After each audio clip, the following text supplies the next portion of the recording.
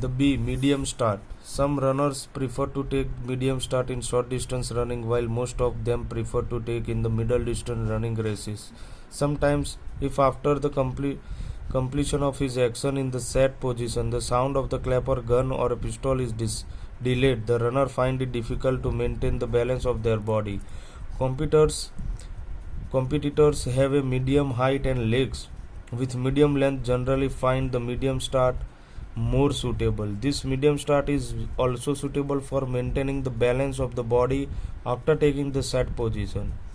Let us take the information on your marks, set and go position in medium start. The first one is on your marks. In the medium start, as soon as the command on your marks is heard, each runner places the toes of his strong leg on the straight block at a distance of 30 to 45 cm behind the straight line in his own lane. Then they arrange the free leg, in such a way that the knee of the free leg is placed 10 cm away from arc made by the toes of the stronger leg. The knee of the free leg should touch the ground. After taking this sitting position, they place both their hands behind the straight line as in the bullet start at a shoulder wide distance from an inverted V with his thumbs and the fingers.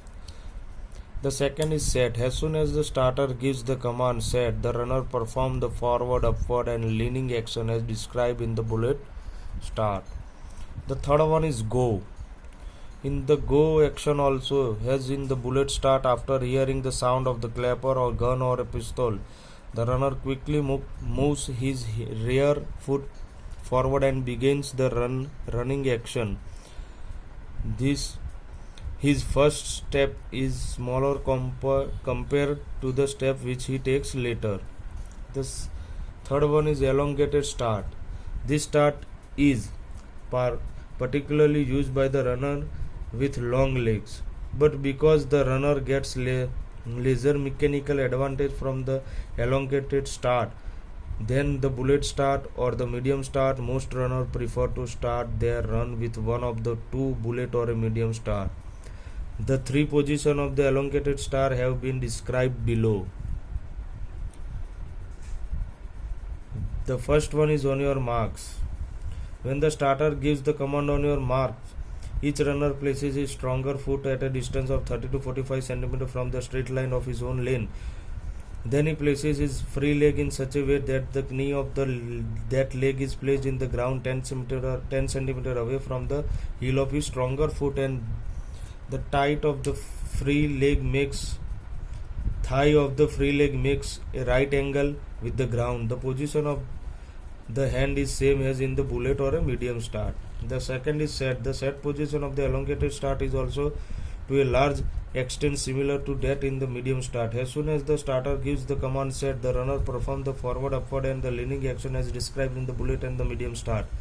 In the set position, the hips and the shoulder are placed almost at the same height. The figures on the next page show the position of the body in the set position in all three types of start.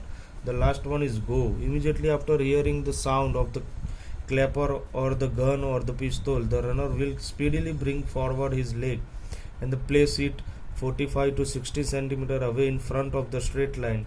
The first step is relatively smaller than the rest of the step or the strides. The movement of the rest of the parts of the body will be similar to those in the bullet and the medium start. The second point is the running stride. The running stride are divided into three parts: starting stride, traditional stride and top speed stride. As shown in the figure, you can see three types of running stride. The first one is starting stride. The first two strides after taking the start are called the starting stride. These strides are shorter than the other stride. The first step is needed to be short so that the runner can get the maximum advantage of the pushback force from the starting block, which is with the rear leg. It also helps him to keep the balance of his body. The second is traditional stride. 3 to 9 strides after the first two strides are called the traditional stride. Each of these strides are successively longer. The distance between each stride and the previous one goes on increasing similar by stages. The body which is leaning forward goes on becoming irrigate. Third one is top speed stride. The stride after the transitional stride until the end of the run are known as the top speed stride. The distance between the two strides is almost the same as the body in the incline forward at an angle of about 25 degree.